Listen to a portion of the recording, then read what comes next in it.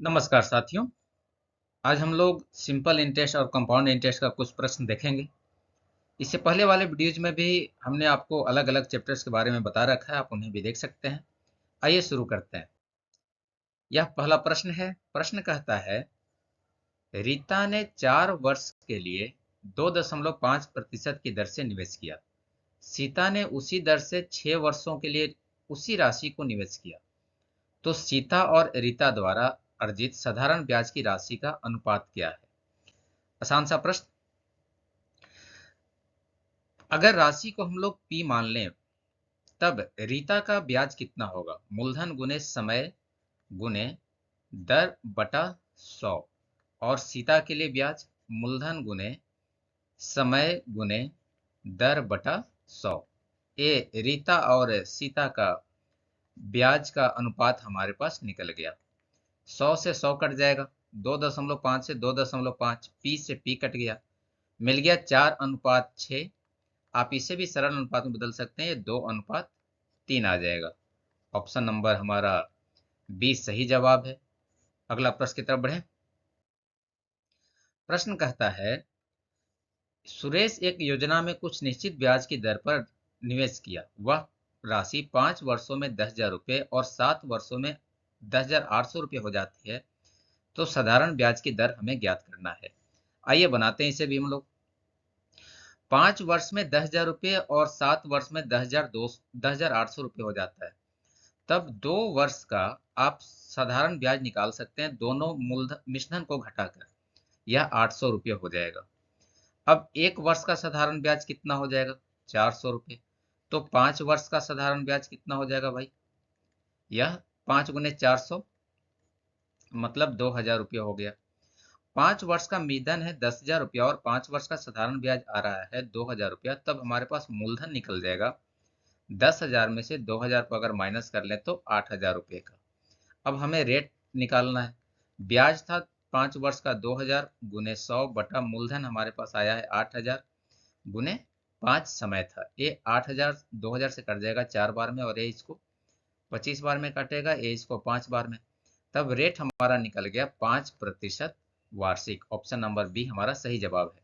अगला प्रश्न देखें।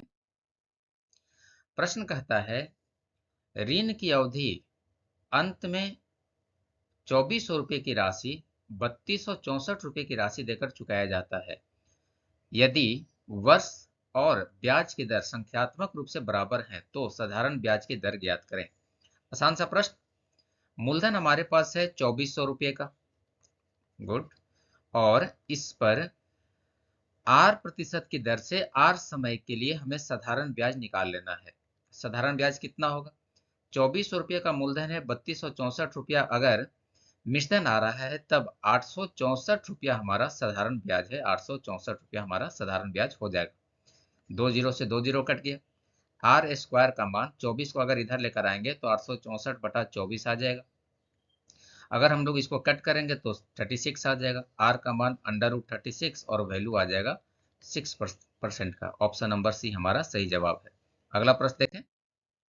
प्रश्न कहता है, एक निश्चित धनराशि पर 2 वर्ष में 5% साधारण ब्याज की दर से चक्रवृद्धि ब्याज और साधारण ब्याज का अंतर 25 रुपया है, तो वह राशि क्या है? हमें 2 वर्ष का साधारण ब्याज और चक्रवृद्धि ब्याज का अंतर ज्ञात करना है। जैसा आप जानते हैं, 2 वर्ष का साधारण ब्याज और चक्रवृद्धि ब्याज का अंतर यह हमेशा x² बटा 100% के बराबर होता है। मतलब 5 का स्क्वायर बटा 100 मतलब 0.25% के बराबर है। अब 0.25% का मान हमें मिला है कितना? 25 रुपया। तो एक का मान निकाल लीजिए आप यहाँ से, 25/0.25। अब हमें मूलधन निकालना है। मूलधन तो हमेशा 100% के बराबर होता है। तो 25/0.25 गुने 100। ये दशमलव को यहाँ से हटाइए, ऊपर में 2 को जीरो बैठ जाएगा। 25 से 25 कट जाएगा तो 10,000 रुपया हमारा सही जवाब आ रहा है। ऑप्शन नंबर डी हमारा सही जवाब है। अगला प्रश्न देखें। प्रश्न कहता है, 1,500 रुपये के मूलधन पर 8% वार्षिक ब्याज की दर से 2 वर्ष का चक्रवृद्धि ब्याज और साधारण ब्याज के बीच का अंतर ज्ञात करें। आइए बनाएं इसे। 2 वर्ष का साधारण ब्याज और चक्रवृद्धि ब्याज के बीच का अंतर हमें ज्ञात करना है। आप जानते हैं कि वह अंतर हमेशा P इंटू आर स्क्वायर बटा 100 होता है। P हमें मालूम है कितना, 15,000। आर स्क्वायर मतलब 8/100 गुने 8/100 हो जाएगा। 2 जीरो से 2 जीरो तो ऐसे ही कट गया, 3 जीरो कट गया। यस, आप इसे काट सकते हैं, 2 पचे 10 और 3 पचे 15। आप इसको 4 से काट लीजिए, 8 का 32 दिया, 96 रुपया हमारा सही जवाब है, ऑप्शन नंबर सी। अगला प्रश्न देखें। प्रश्न कहता है एक राशि के लिए दूसरे वर्ष का चक्रवृद्धि ब्याज, सिर्फ दूसरे वर्ष का कह रहा है जी, पहले वर्ष की तुलना में 144 रुपये अधिक है। यदि ब्याज की दर 12% है तो वह राशि ज्ञात करें। सबसे पहला तो हम लोग निकालेंगे कि दूसरे वर्ष का पहले वर्ष की तुलना में अधिक कितना होगा। मान लीजिए पहले वर्ष में साधारण ब्याज या चक्रवृद्धि ब्याज दोनों तो बराबर होता है, 12% है।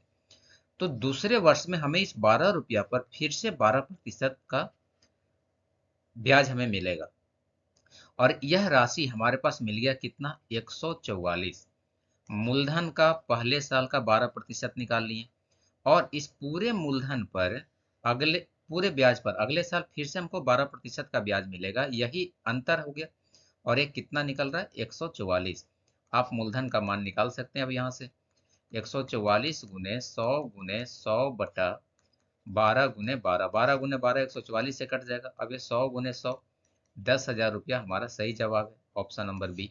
अगला प्रश्न देखें।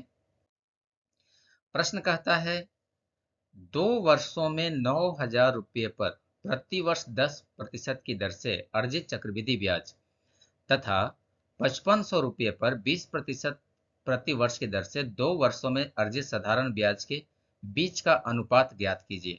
आइए बनाते हैं हम लोग इसे। भाई 2 वर्षों में 9,000 रुपये पर प्रति वर्ष 10% की दर से साधारण चक्रवृद्धि ब्याज कितना हो जाएगा। 10% का दर है, 2 वर्ष का निकालना है, तो 10 + 10 गुने 10 × 10/100। ये हम लोग इक्विवेलेंट ब्याज की दर निकालिए, यह 21% निकल गया चक्रवृद्धि ब्याज, कितना पर, 9,000 रुपये पर। और 2 वर्ष का साधारण ब्याज कितना होगा, 20% की दर से, तो 20 × 2 मतलब 40%। अब हमें इन दोनों का अनुपात निकालना है। 9,000 रुपये पर 21% और 5500 रुपये पर 40% का आप अनुपात निकाल लीजिए। यह 100 से 100 कट जाएगा, यह 3 जीरो से इधर का 3 जीरो, 1 2 3 जीरो कट गया। कटने लायक तो अब कुछ है नहीं। 9 गुने अगर 21 करेंगे तो 189 अनुपात, 55 गुने 4 करेंगे तो 220, 189 अनुपात 220। ऑप्शन नंबर डी हमारा सही जवाब है। इस वीडियो में इतना ही। अगर वीडियो पसंद आया हो तो इसे लाइक करें, चैनल पर नए तो सब्सक्राइब करें, साथ ही अपने दोस्तों के साथ शेयर भी करें। मिलते हैं अगले वीडियो में कुछ और प्रश्नों के साथ। धन्यवाद।